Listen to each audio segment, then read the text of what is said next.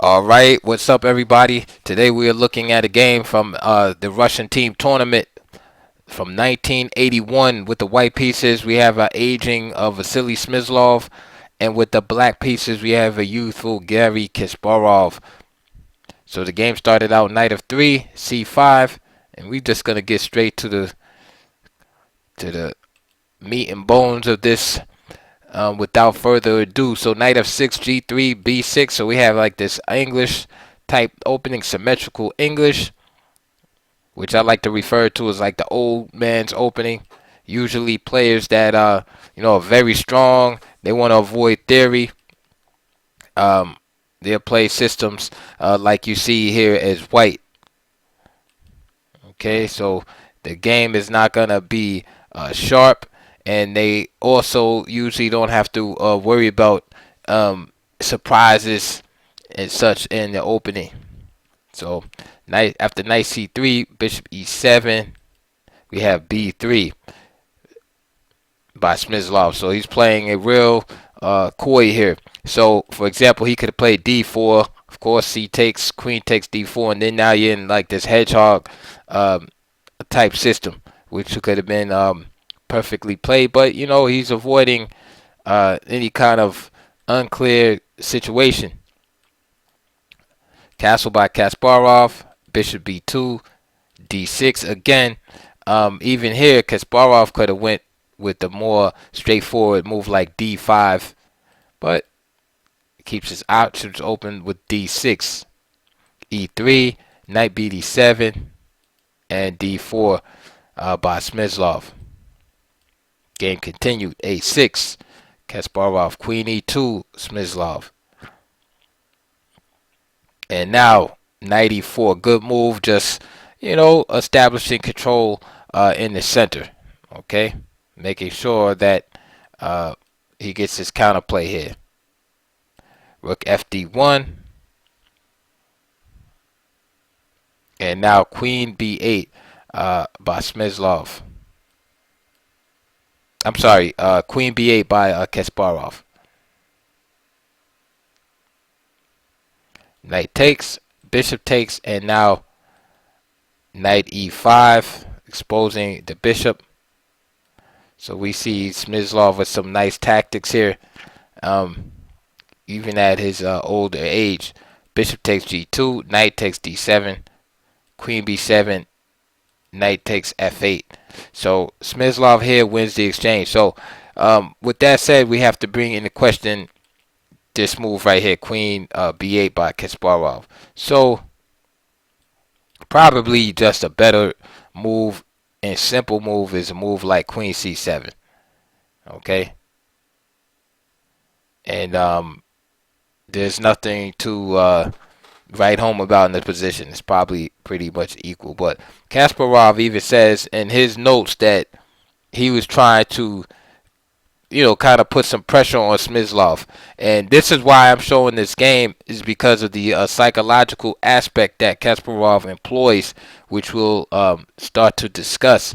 In this game, Kasparov is more or less playing the person than instead of playing the actual the board.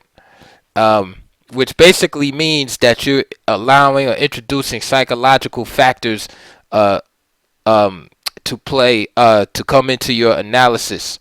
All right, you're just not looking at the chessboard and saying, okay, and just like a computer would analyze, so to speak. Just looking at the chessboard and making your determination based on the factors that are right in front of you. When you're actually playing the person, you're looking at psychological factors. You know. Personal traits and things like that in a person. For instance, Kasparov as a young man, he knows that Smyslov wants to play a solid position, right? He knows he's an older player, so maybe he might not have as much stamina and such. So Kasparov is willing to take more risk in order to make the position murky for Smyslov, even if that means that he would be slightly worse in the position. So there's a lot behind this move, Queen B8. Kasparov knew that it might not be the best move, but he was taking some practical chances here. All right, so moving on. So after Queen B8 was played, Knight takes E4 by Smyslov, all the correct continuation. Bishop takes E4 and Knight E5, of course, and this is what causes White to be able to win the exchange. Bishop takes G2, Knight takes Queen B7, and Knight takes F8. And now Kasparov plays Bishop F3. And it looks like he's going to get the exchange back here. But Smyslov has a good move here, and Queen D3, which threatens mate. So that means Kasparov cannot just capture the rook immediately on D1. So he has to play rook takes D8 first. All right. Now, does Kasparov have any compensation? Yeah, he has a little bit of compensation, although he's worse. The compensation is that he has an unopposed light square bishop, and that White's king side is weakened. All right, but does he have full compensation? No. White is better. But again, the important theme is that Kasparov knew what he was getting into already. All right, it's not like he just blundered and lost the exchange. He's taking extra risk against an older opponent who he knows wants to come in and kind of play a conservative game. Okay, rook D2. Smyslov. And now F5. Okay, so seeing that Kasparov has already invested the exchange, he knows he has to attack. So F5, has the typical themes that you would see in the Dutch Stonewall, right, or Leningrad, where you're going to play moves like rook F6 and rook H6, etc., and start basically building up your attack on the queen side. After all, or on the king side rather. After all, the bishop and queen are lined up on the H1 to A8 diagonal, and it only makes sense to attack in this manner. All right. So again, like I said, the position, if you put it through an engine, of course, it favors White. However, the position favors White, but in order for him to demonstrate his advantage, White must play in a very, very sharp manner. Okay, because Black is going to be attacking. So this forces Smyslov to play like a sharp attacking game, and he really doesn't want to play that. He probably just wanted to play like some long-winded maneuvering game and maybe try to outplay Kasparov in the ending or something like that. Right? This is why he chose this system. But now all of a sudden the storm clouds are rising up around his position, so it forces him into playing a style that he might not really be comfortable with. And this is what I mean by playing the person. So we can see Kasparov using the psychological tactics against our older player. Okay, and so the next move, Smyslov plays rook E1. Okay, and of course he wants to play E4, E5, and again, hey, he's planning on giving back the exchange, and at the same time, get rid of this dangerous bishop.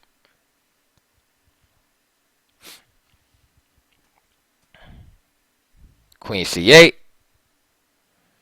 and of course, the idea is to reposition the queen now over to the king side. So moves like, again, it reminds me of a Dutch.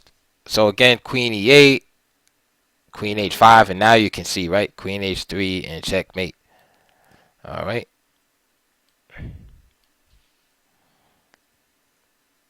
Smyslov plays Queen C3, and again, he's playing in a slow, still playing in a slow positional manner here. Perhaps better was a move like A3 followed by B4. Okay, to put more pressure on the Black position. But he's not putting Kasparov to do what he wants to do here. So Queen C3. Kasparov simply moves his troops closer to the white king. So rook f6. And now he plays a3. And again, time is everything in chess. So it's like, doing things one move too late can be very costly.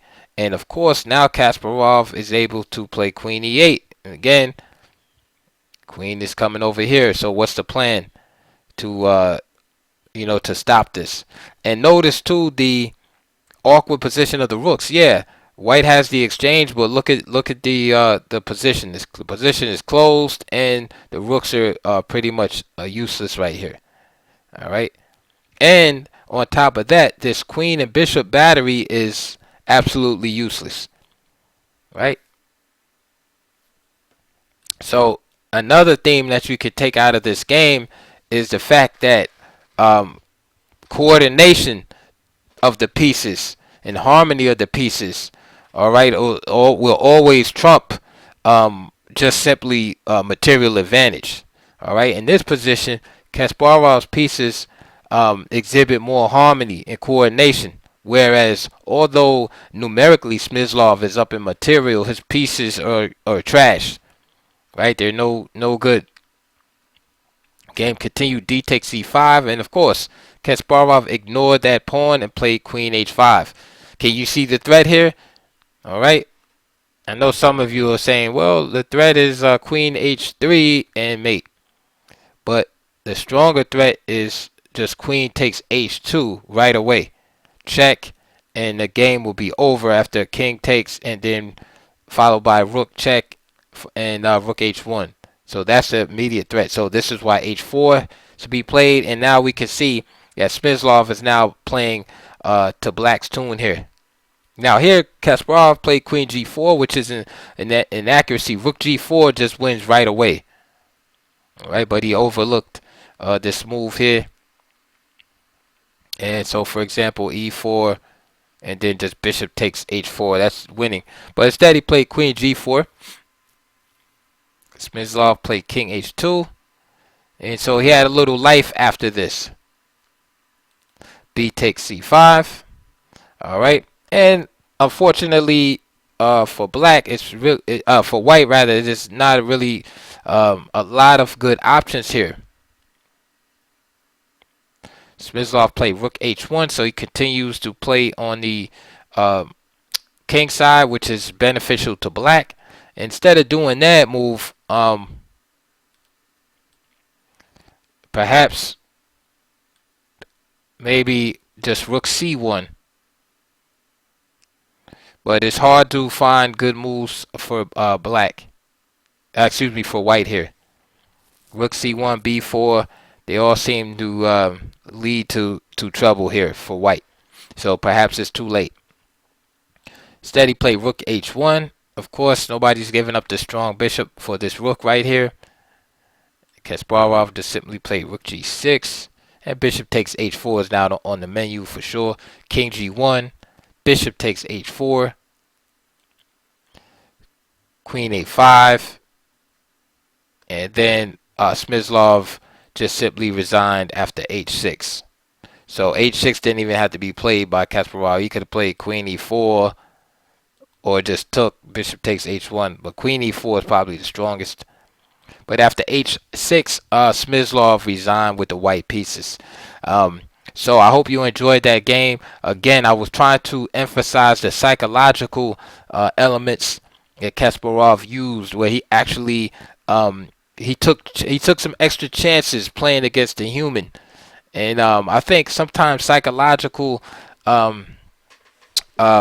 opportunities are often overlooked, because especially in the day we live in now with the use of the computer engines, I think we tend to analyze in a more concrete way and just be more concerned about what's actually going on the board, and not trying to read our opponent, so to speak, in the spirit of Lasker and Tao, and players, of that ilk. Larson, for example, where they would make moves that might not be 100% accurate, but they knew they would elicit a certain reaction out of an opponent, right? They would look at, the standings in the tournament, like, okay, well, this player has to play for a win, or this player is in the lead and just wants to get two draws to secure his place in the tournament. So there's all type of psychological things that you can consider when playing an opponent. Right there, age is definitely a factor, especially, and the more you know about the opponent, the better. If you have an opponent that likes to play solid all the time, and you know, especially if they